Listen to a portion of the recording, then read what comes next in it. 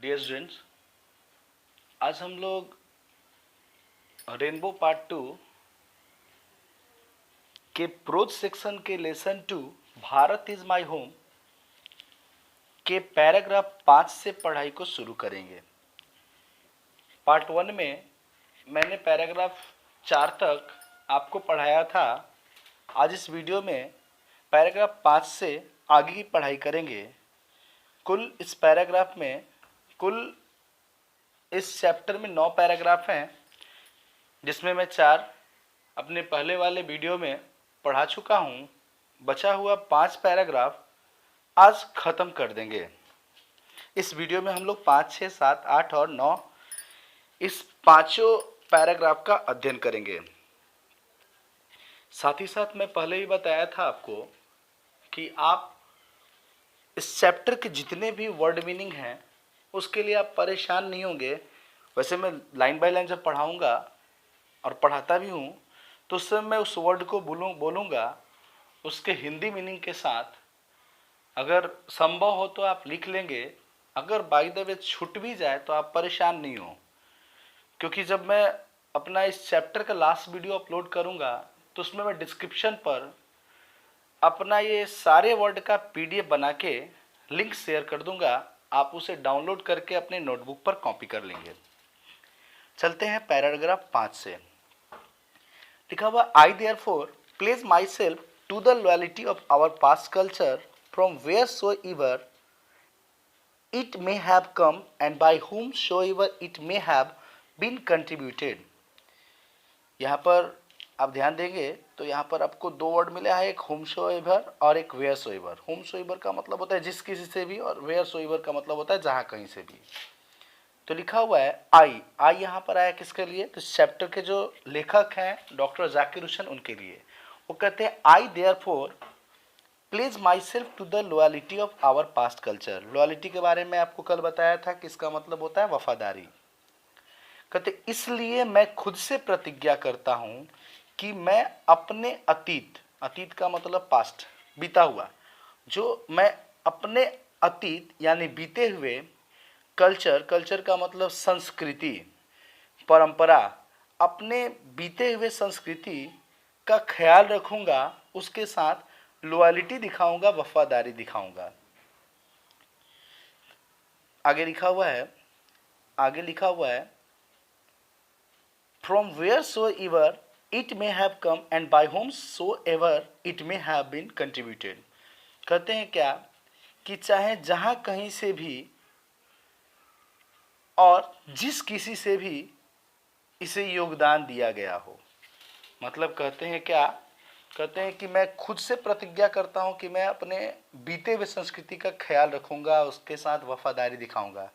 मुझे इससे कोई मतलब नहीं कि संस्कृति कहाँ से आई है या इस संस्कृति को किसके योगदान से मिला है, मुझे इससे कोई मतलब नहीं। लेकिन जो मेरी संस्कृति है, जो मेरा कल्चर है, उसे मैं अवश्य संभाल के रखूंगा, उसे मैं जरूर याद रखूंगा और उसके साथ हमेशा वफादारी दिखाऊंगा।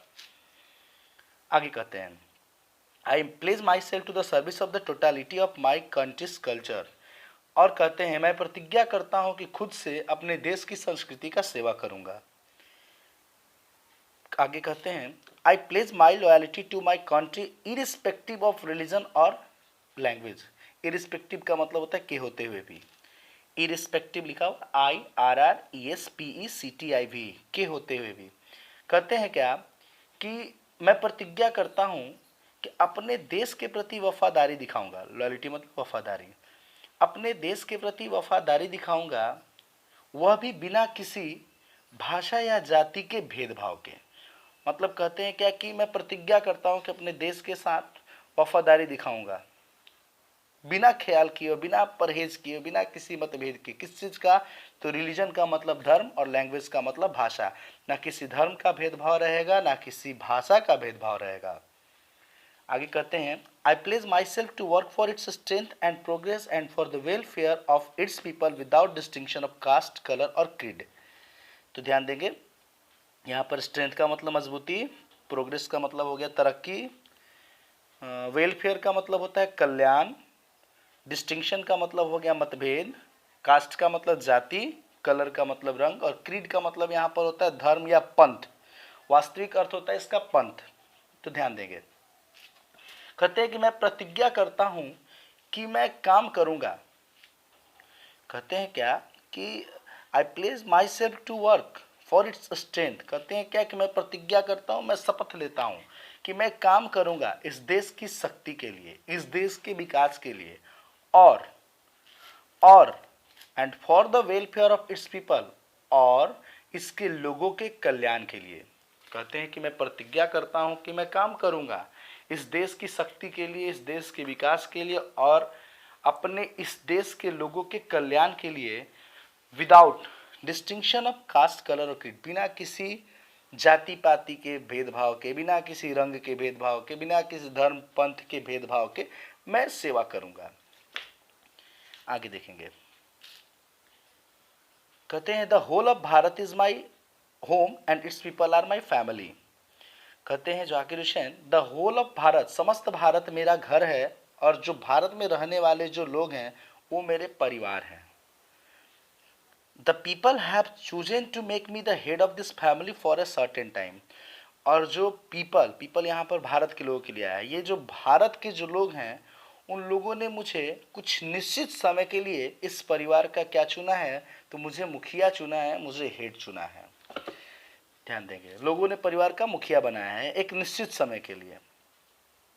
आगे कहते हैं it shall be my earnest Endeavour.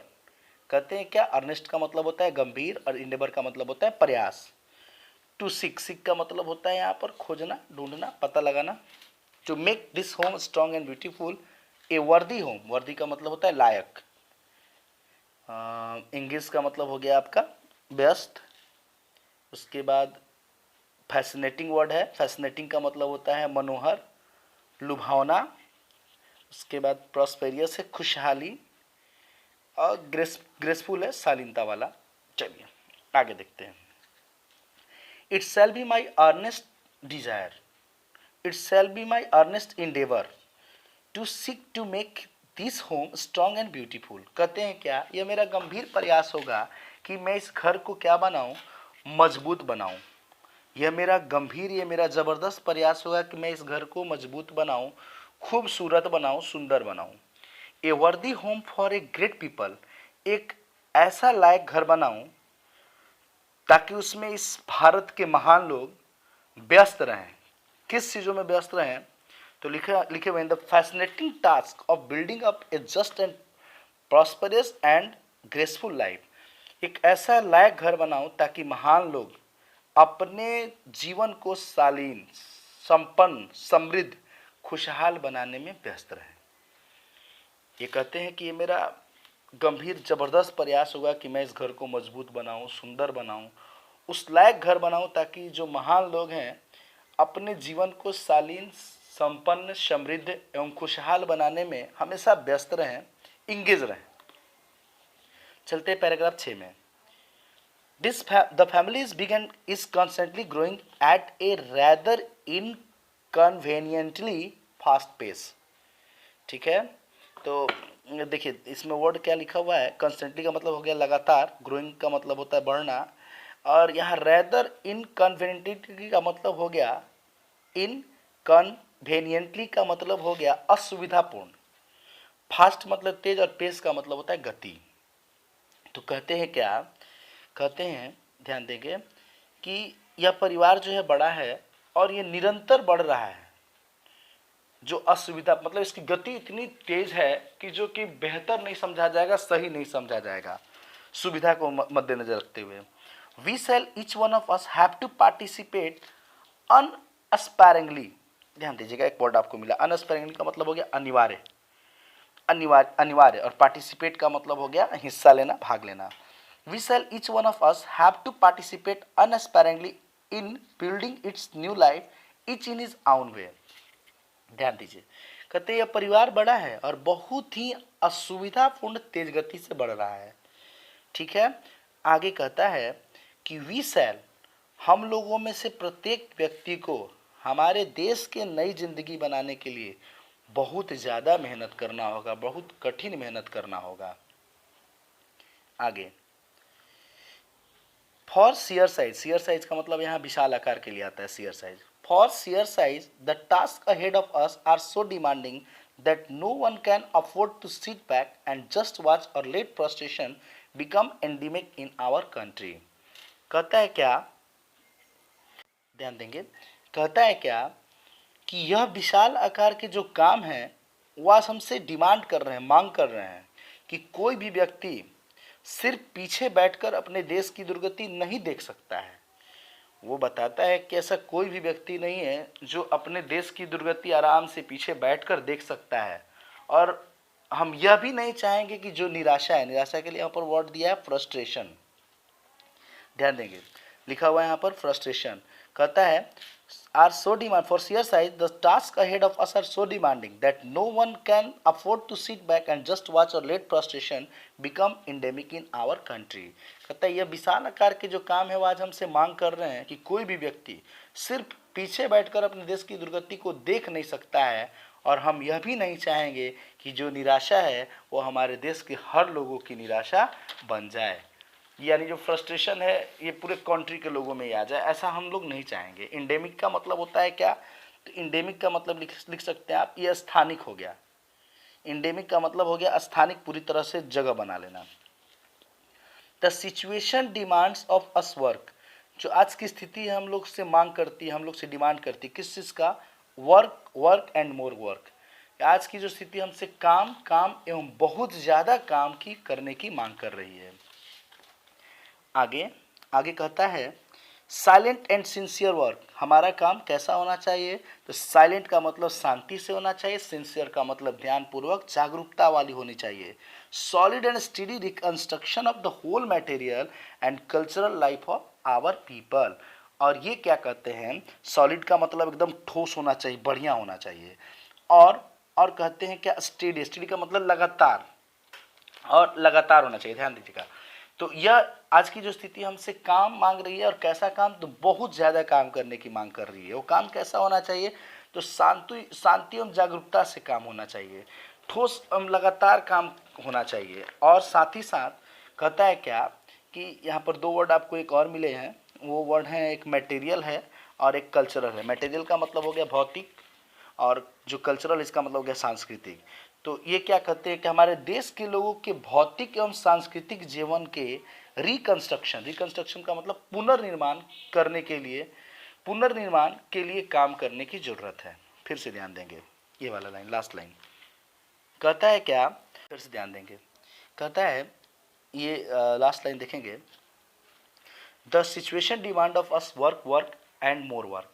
जो आज की स्थिति है हम लोगों से काम मांग रही है, काम और अधिक से अधिक काम। वो काम कैसे होने चाहिए, तो कहते हैं उस काम की मांग है कि आप शांति एवं जागरूकता से काम करें, ठोस एवं लगातार काम करें। साथ ही साथ कहते हैं कि हमारे देश के लोगों के भौतिक एवं सांस्कृतिक जीवन के पुनर्निर्माण के लिए काम करने की जरूरत है। रिकंस्ट्रक्शन का मतलब हो गया पुनर्निर्माण, और यहाँ पर मटेरियल मतलब भौतिक, कल्चरल का मतलब सांस्कृतिक। आगे चलते हैं पैराग्राफ 7 में। This work as I see has two aspect, aspect का मतलब होता है पहलू, रूप। कहते हैं क्या कि जहाँ तक मुझे लगता है, दिस वर्क एज आई सी मतलब जहाँ तक मुझे लगता है, यह जो काम है इसके दो रूप हैं, दो पहलू हैं। Work on one self and work for the society around, यानी एक वैसा काम होता है जो आदमी अपने लिए करता है, खुद के लिए करता है, व्यक्तिगत काम होता है। और एक काम होता है जो आपके आसपास जो समाज के लोग हैं, यानी सामाजिक काम। ठीक है, एक काम जो आप खुद के लिए करते हो, दूसरा समाज के लिए करते हैं। दो पहलू बताए हैं। आगे कहते हैं they are mutually fruitful aspect of work. Mutually का मतलब आप समझते होंगे परस्पर, फ्रूटफुल का मतलब होता है बेनिफिशियल, लाभदायक। तो कहता है कि ये जो दोनों काम हैं, दोनों काम का मतलब जो एक व्यक्तिगत हो गया और एक सामाजिक हो गया। ये जो दोनों काम हैं ये क्या है, तो ये दोनों काम लाभदायक रूप हैं।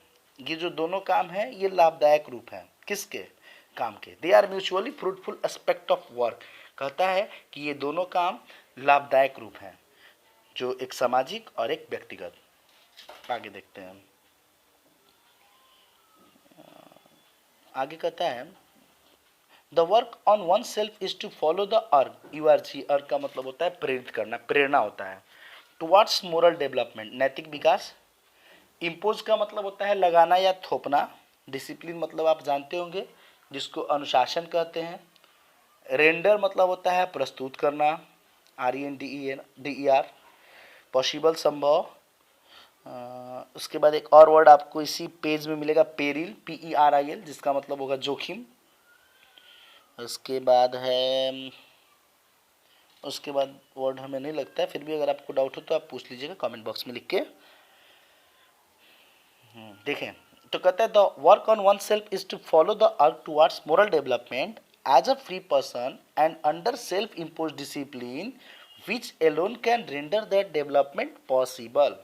कहता है क्या, खुद को संवारना, लिखा हुआ है यहाँ पर, खुद को संवारना, खुद को विकसित करना, खुद को सुधारना एक स्वतंत्र व्यक्ति के रूप में नैतिक विकास की चाह होती है। नैतिक विकास की इच्छा में लगाया गया एक अनुशासन है जो अकेले उस विकास को संभव बनाने में साथ देगा। ठीक है, जो अकेले उस विकास को संभव बनाने में उसका साथ देगा। It's and product is a free moral personality, इसका जो अंतिम परिणाम है वो एक साफ सुथरी नैतिक व्यक्तित्व है, बिल्कुल एकदम स्वतंत्र, किसी से कोई मतलब नहीं, साफ सुथरी सुंदर एकदम नैतिक व्यक्तित्व है। पर्सनालिटी मतलब व्यक्तित्व।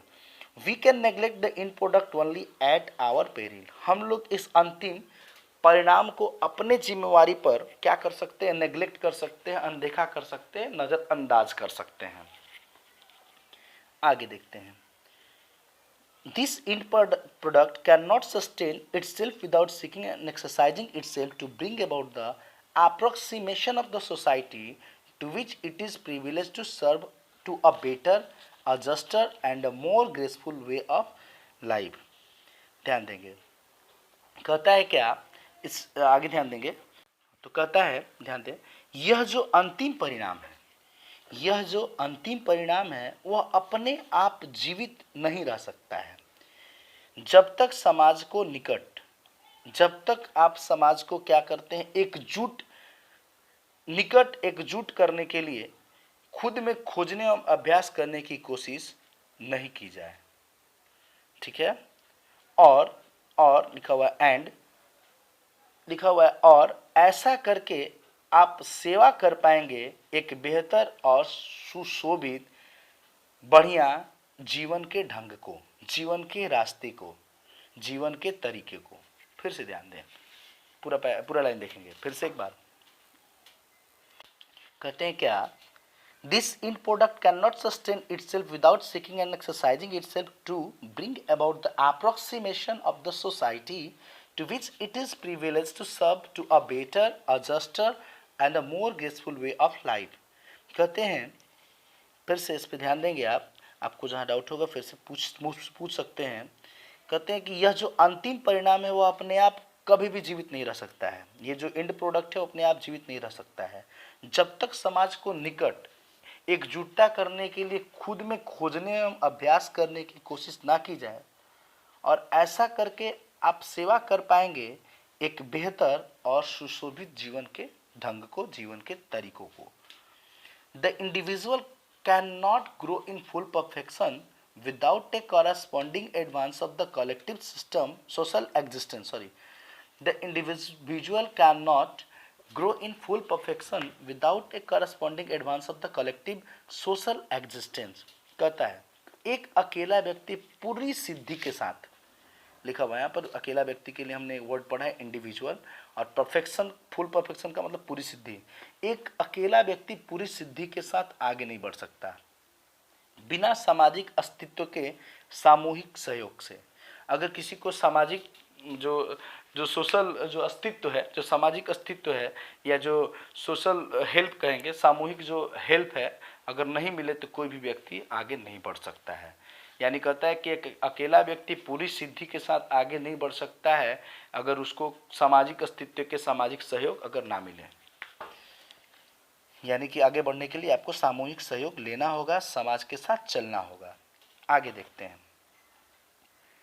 Let us resolve to get wholeheartedly engaged in these two aspects of work, individual and social. चलो हम सब लोग पूरे मन से इस काम के दो पहलू को करने में लग जाए, जो अपने लिए और एक समाज के लिए, यानी एक व्यक्तिगत और दूसरा समाज, यानी एक इंडिविजुअल और दूसरा सोशल, जो दो काम है, इस दो काम को पूरे हृदय से पूरे मन से करने में लग जाए। यहाँ पर लिखा हुआ है हार्टेडली का मतलब होता है दिल से, मन से। आगे देखते हैं, पैराग्राफ 8 में चलते हैं। दिस ड्यूअल इफोर्ट, ड्यूअल का मतलब क्या होता है? तो ड्यूअल का मतलब बड़ा कॉमन वर्ड है, अक्सर लोग जानते हैं, मोबाइल रखे हुए तो ड्यूअल सिम होता है जिसको हम लोग दोहरी बोलते हैं, और एफोर्ट का मतलब होता है प्रयास। This dual effort will give to the life of our state a special flavour, यह दोहरी प्रयास हमारे राष्ट्र को विशेष स्वाद देगा, विशेष फ्लेवर देगा। For the state to us will not be just an organisation of power but a moral organisation. कहता है क्या कि हमारे लिए हमारा राष्ट्र एक शक्ति का संगठन नहीं बल्कि एक नैतिक संगठन है, यानी ये कहता है कि ये ऑर्गेनाइजेशन ऑफ पावर नहीं, एक मोरल ऑर्गेनाइजेशन है। It is a part of national temperament, temperament का मतलब होता है स्वभाव, और इनहेरिटेंस, ये जो आपका वर्ड है इनहेरिटेंस, जो वर्ड लिखा हुआ है, इनहेरिटेंस का मतलब होता है जिसको हम लोग लीगेसी बोलते हैं, हेरिटेज बोलते हैं, हम लोग हिंदी में विरासत बोलते हैं, ठीक है, हम लोग क्या बोलते हैं? तो विरासत बोलते हैं। आगे कहता है क्या, ध्यान देंगे, तो कहते हैं क्या कि for the state to us will not be just an organisation of power but a moral organisation. कहते हैं क्या कि हमारे लिए हमारा राष्ट्र संगत शक्ति का संगठन नहीं बल्कि एक नैतिक संगठन है। आगे, it is a part of national temperament and inheritance from the great leader of our liberation movement, Mahatma Gandhi. कहते हैं that power should be used only for moral purposes. यहाँ पर मूवमेंट का मतलब आंदोलन होता है, तो आप ध्यान दें। इनहेरिटेंस का मतलब मैं पहले आपको बता चुका हूँ, विरासत। तो कह रहे हैं कि और ये राष्ट्रीय स्वभाव का हिस्सा है, और विरासत में जो महान नेता है, स्वतंत्रता सेनानी, जिनको हम लोग फादर ऑफ नेशन कहते हैं, महात्मा गांधी के द्वारा इस शक्ति का इस्तेमाल केवल मोरल पर्पस के लिए, यानी नैतिक उद्देश्यों की पूर्ति के लिए किया जाना चाहिए। यानी कि जो हमारे फादर ऑफ नेशन हैं, जो हमारे राष्ट्रपिता हैं महात्मा गांधी, जो एक महान नेता हैं, तो उनसे कहा गया कि उन्होंने जो शक्ति दिया है, जो पावर दिया है, उनका उद्देश्य केवल मोरल पर्पस के लिए हो तो बेहतर होगा, नैतिक उद्देश्य के लिए हो तो बेहतर होगा। फिर से ध्यान देंगे, लिखा हुआ it is a part of national temperament and inheritance from the great leader of our liberation movement Mahatma Gandhi that power should be use only for moral purposes. तो ये इसका अर्थ हो गया ये कि और विरासत में महान नेता, स्वतंत्रता सेनानी महात्मा गांधी के द्वारा इस शक्ति का इस्तेमाल केवल नैतिक उद्देश्यों की पूर्ति के लिए किया जाना चाहिए। आगे कहते हैं, द पीस ऑफ, पीस का मतलब यहाँ पर शांति, PIEC होता है, तो इसका मतलब टुकड़ा। The piece of the strong is what we sell dedicate our self to work for. कहता है क्या कि the piece of the strong, बलवान इंसान की शांति है कि हम लोग अपने आप को कार्यों के लिए समर्पित करेंगे। बलवान इंसान की जो शांति है कि हम लोग अपने आप को कार्यों के लिए क्या करेंगे? समर्पित करेंगे। समर्पित के लिए यहाँ पर वर्ड आया है डेडिकेट। चलते हैं, लास्ट पैराग्राफ है, 9 नंबर पैराग्राफ। हम लोग इस वीडियो में आज 9 पैराग्राफ तक ही पढ़ेंगे। नेक्स्ट वीडियो में मैं आपसे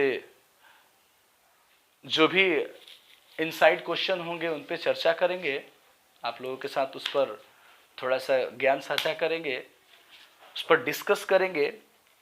जैसे इनसाइड में बहुत सारे वर्ड हो गए, जैसे मान लीजिए अभी का लेटेस्ट क्वेश्चन जो इस पैराग्राफ में भी हम लोग पढ़ें कि डॉक्टर जाकिर हुसैन कितने तरह के काम के बारे में चर्चा किए थे। तो अभी अभी हम लोगों ने पढ़ा कि इंडिविजुअल और सोशल 2 तरह के काम के बारे में पता किए थे, चर्चा किए थे हम लोग। ऐसा बहुत बहुत कुछ पढ़े इस चैप्टर में। तो इन सारे चैप्टर से मतलब जो भी इसका निचोड़ होगा उस पर हम लोग नेक्स्ट वीडियो पे बात करेंगे। उसके बाद हम लोग नेक्स्ट चैप्टर की ओर मूव करेंगे। उसके पहले हम आपका एक टेस्ट लेंगे जिसका PDF बना के मैं आपके व्हाट्सएप पर या यूट्यूब के ही लिंक पर डिस्क्रिप्शन में मैं शेयर कर दूंगा। डिस्क्रिप्शन में मैं शेयर कर दूंगा, जिसे आप डाउनलोड करके बना के कमेंट में या फिर मेरे पर्सनल व्हाट्सएप नंबर पे आप सेंड कर दीजिएगा। और उसका आंसर मैं एक दिन लाइव आके क्लियर कर दूंगा। जो भी डाउट होगा मैं जिस दिन लाइव आऊँगा मैं आके उसको क्लियर कर दूंगा, आपको बता दूंगा कि मैं इस दिन लाइव आऊँगा और उसके बाद मैं सारे आपके डाउट को क्लियर कर दूंगा। चलते हैं last paragraph, 9 number paragraph. Lockdown अभी 31 तारीख तक है, 31 मई तक लॉकडाउन है। तब तक हम लोग 2 लेसन कंप्लीट कर लिए, नेक्स्ट लेसन भी शुरू करेंगे। घर पर रहिए, सुरक्षित रहिए, क्योंकि एक महामारी पूरे विश्व को परेशान कर रखा है। पूरा विश्व इस महामारी से परेशान है और इसका एक ही उपाय है कि आप सोशल डिस्टेंस यानी सामाजिक दूरी का ख्याल रखें, सामाजिक दूरी को अपनाएं, लोगों से कुछ दूरी से रहकर ही बात करें। सोशल डिस्टेंसिंग ही इसका एकमात्र उपाय बताया गया अभी तक इस बीमारी से बचने के लिए। साथ ही साथ ऐसा आगे नोटिफिकेशन आएगा कि लॉकडाउन जो 4 अभी चल रहा है, जो मई तक शायद ख़त्म हो जाए या बढ़े, जो भी हो, जो भी नोटिफिकेशन हमारी गवर्नमेंट देगी उसे फॉलो करना होगा। लेकिन इस बीच हम लोग अपनी पढ़ाई को जारी रखेंगे अपने इस चैनल के माध्यम से। आप हमेशा के नोटिफिकेशन को प्राप्त करने के लिए अपने इस चैनल को ज़रूर से सब्सक्राइब कीजिएगा। आपका channel step by step classes आ रहा। साथ ही साथ आप नोटिफिकेशन के लिए बेल आइकन को भी ज़रूर दबाइएगा ताकि नोटिफिकेशन हमेशा जाए। जो भी मैं नया वीडियो अपलोड करूं, जो भी मैं जिस दिन भी मैं लाइव आऊं तो आपके पास नोटिफिकेशन पहुंचे। और अपने दोस्तों तक भी इस लिंक को, इस चैनल को शेयर करें ताकि इस लॉकडाउन में कहीं वो भी छूट ना जाए, उनकी भी पढ़ाई इनकम्प्लीट ना रहे। आगे चलते हैं, लास्ट पैराग्राफ पे बात करते हैं। Paragraph 9। I have full faith in my people that they will bring fourth the energy. Bring fourth क्या है? तो एक फ्रेजल वर्ब है जिसका मतलब होता है उत्पन्न करना, पैदा करना। रिक्विसाइट एक वर्ड है जिसका मतलब होता है जरूरी। और उसके बाद वर्ड है सेटिस्फैक्ट्री जिसका मतलब होता है संतोषजनक। उसके बाद परफॉर्मेंस प्रदर्शन। प्रिविलेज का मतलब अधिकार। कंट्रीब्यूट का मतलब होता है योगदान। शेयर का मतलब होता है साझा करना। और इंचेंटिंग इंटरप्राइज, इंचेंटिंग का मतलब होता है करामाती, जोखिम। और सॉरी, इंटरप्राइज का मतलब जोखिम करना। आगे देखते हैं। तो I have full faith in my people that they will bring fourth the energy requisite for the satisfactory performance of this dual task. ये कहते हैं मुझे अपने लोगों पर पूरा विश्वास है, पूरा विश्वास है कि इस दोहरी कार्य के संतोषजनक प्रदर्शन के लिए ऊर्जा की आवश्यकता के लिए आगे आएंगे। ऊर्जा की आवश्यकता, ऊर्जा का यहाँ इंग्लिश एनर्जी लिखा हुआ है, के लिए आगे आएंगे। It shall be my privilege to contribute my share to this enchanting enterprise. और यह मेरा भी सौभाग्य है कि मैं अपने हिस्से का योगदान इस जोखिम भरे काम में करूँगा। इस हिस्से का योगदान इस जोखिम, कहते हैं कि मेरा सौभाग्य है कि मैं अपने हिस्से का योगदान इस जोखिम भरे काम में करूँगा। तो आपका ये चैप्टर समाप्त हो गया। ज़्यादा से ज़्यादा हम लोग इसमें डॉक्टर जाकिर हुसैन के बारे में हमने आपको शुरू में बताया था चैप्टर शुरू करने से पहले। तो इस चैप्टर को मैं समाप्त करता हूँ।